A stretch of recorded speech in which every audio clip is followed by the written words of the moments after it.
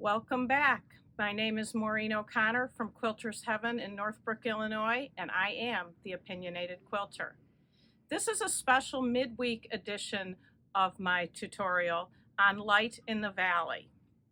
In the first episode, I gave an overview without the specifics of the sequence of the strip sets. This is for the person who really wants to make this quilt. Get a pen and paper and be ready to write it all down. To review, in the first video, I explained that there were 7 strip sets, and I numbered them, obviously 1 through 7. The 7, 6, 5, 4, 3, 2, 1, 2, 3, 4, 5, 6, and then go to 7 again. And as you can see, none of these seams meet up. They're all staggered halfway in between. So now what I want to do is go over with you exactly what color goes where in the strip sets. And I called mine orange and blue. So mine are O1, 2, 3, and 4, and B1, 2, 3, and 4 for blue. And then we have the yellow and we have the black. So for whatever colors you use, you obviously can change your O's and B's. But remember, the O is what orange is above the yellow. The blue is below the yellow and above the black here. And also I said in the original video that the yellows are staggered. So you have one that's in the middle of the other two. So we're going to go all over that now. Okay, here is all the information you need to make the Light in the Valley quilt. All of the information on the strip set order. But before we go there, quick review. Before you even start cutting your fabric, be sure you starch or Mary Ellen something to stiffen up that fabric. You need to cut very accurately for this quilt. All of your strips are going to be cut in 1.5 inch pieces, except for you will have one 3.5 inch strip of the yellow, and you will have one 2.5 inch strip of the yellow, and you will have one 2.5 inch strip of your lightest blue. I'm not sure if I said this before. My 1, 2, 3, and 4 are lightest order to darkest order. B1 is the lightest of the blues. O1 is lightest of the oranges.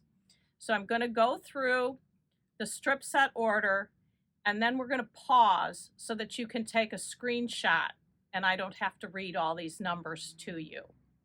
So let's start with strip set 1. Strip set 1 is that center with the yellow, and I'll walk over there in a second to show you. But strip set 1 is cut at 1 inch and finishes to 1/2 inch. You're going to start with B1, B2, B3, B4, black, O4, O3, O2, 1, and that 3.5 inch yellow. Strip set 2 is also cut at 1 inch, finishes to 1/2 inch. And this is your 2.5 inch cut B1, and then the rest are all regular, B2, B3, B4, black, O4, O3, O2, O1, and your 2.5 inch yellow. Strip set 3 is also cut 1 inch, finishes to 1/2 inch, and we'll have you take a screenshot of this. This has a regular yellow, and let me show you how those all meet up.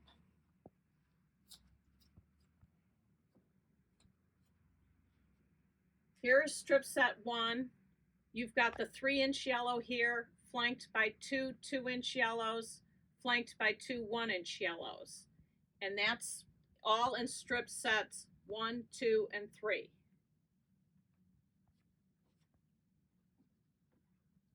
Right now would be a great time to take a screenshot of the strip set orders. The top half of this is the 1 through 6.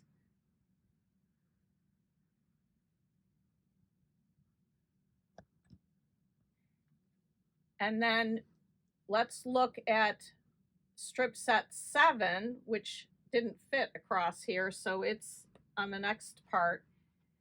And this is your widest strip. And this one's cut at 2.5, finishes to 2, and starts with B4 and goes down to B3. So now you've made all your strip sets. Oh, and when you sew your strip sets together, be sure you have a small enough stitch length. I know my Bernina comes on at 2.5. I lowered to about 1.75, 1.8, because you're handling these strips and you don't want them to come apart. So my quilt is 6 strip sets long, and they're each 12.5 inches, so it's about 72 inches. And you just cut your strip sets to the desired width. I know you got the first 3 were cut 1 inch. 4 and 5 are cut 1.5 inches to finish to 1. 6 is cut 2 to finish to 1.5, and we already went over number 7.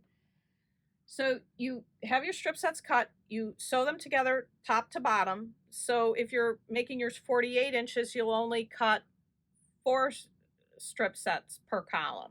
However big you want to make it. You might want to make your 7 or 8 strips long. After you get them sewn together, be sure you press where you sewed them together. You've already pressed the in-between seam allowances because you've pressed them when you're making your strip sets. And now you're ready to start putting them together. Here is the strip set order. And this goes through 7, 6, 5, 4, 3, 2, 1, 2, 3, 4, 5, 6, 7. That's your first repeat. But as we talked about before, I'm going to step back to the quilt. We talked about before that these 2 yellows have yellow in between. So here's my first strip set that I did through this 7. Now, starting at this 6, I have to drop this down so that this yellow comes in halfway below here, and this one's in between these 2. So how do we do that? The strip set is 12 inches. So you have to move it 6 inches down. So what you're going to do on this 6 strip set is count 1, 2, 3, 4, 5, 6. You're going to cut this right here. Cut this off and sew it up at the top. And then be sure after you do that, you press that again so everything's nice and flat and will go together. Now you're doing this after your whole column is made. You're not shifting 6 different strip sets. It's just taking off 6 of the bottom and putting it on the top. And you're going to do that for every one of these through 6. So you're going to repeat this again, and your 7 always remains the same. 7 never changes. Now your next sequence is going to be the same without moving the 6. So this whiteboard is blocking the next column on the quilt, but the yellow on this one where there's no shift is at the same position as this first one. So you make these regular, and when you get to the 7, then you need to do your shift down 6 inches again, and you start with the 6, shifted down 6, just like you did up here, taking off 6 and moving it up to the top, and then continuing sewing. And in my sample, I stopped here, but I have decided that it is too skinny, and I am going to do another repeat. Before we go to the sewing machine, I want to make sure that you've got your strip set columns aligned correctly. The number 7 is your first strip set. The number 6 is next, and it goes 1/2 inch higher. So I've got my 1/2 inch marked here on my B4, and I'm going to attach it to this seam from B4 to black here. And I will do that all the way down. Strip set 5 then will be even with 7, and you will continue staggering on that way.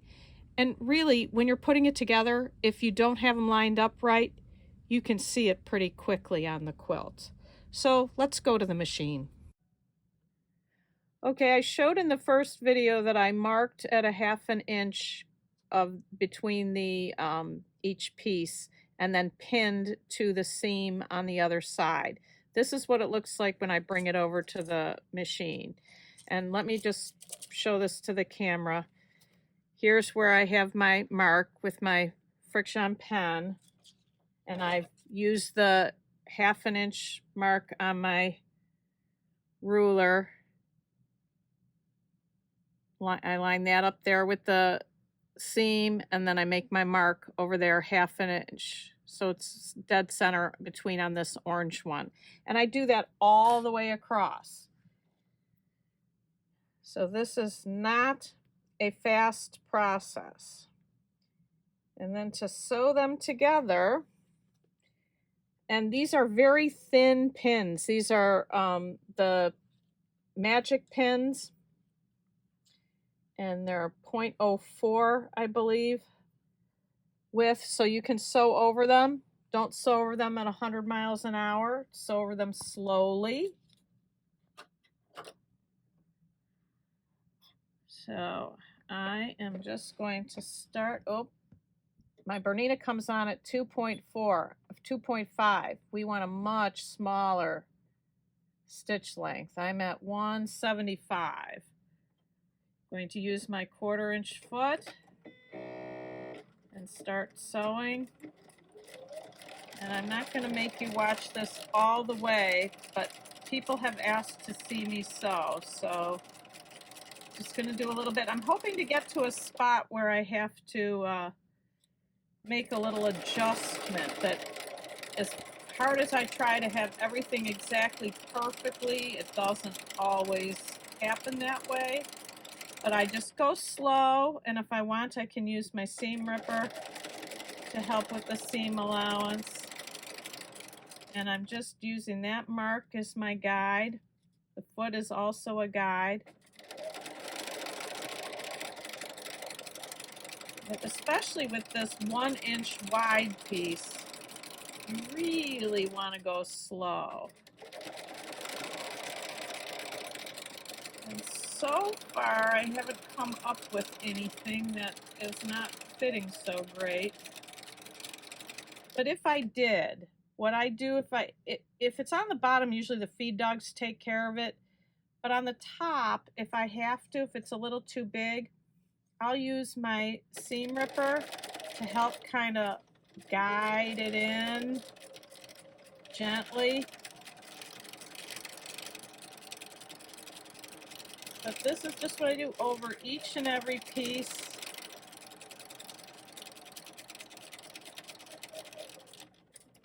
I don't want you to have to see every single little bit of this because it takes a while to get through.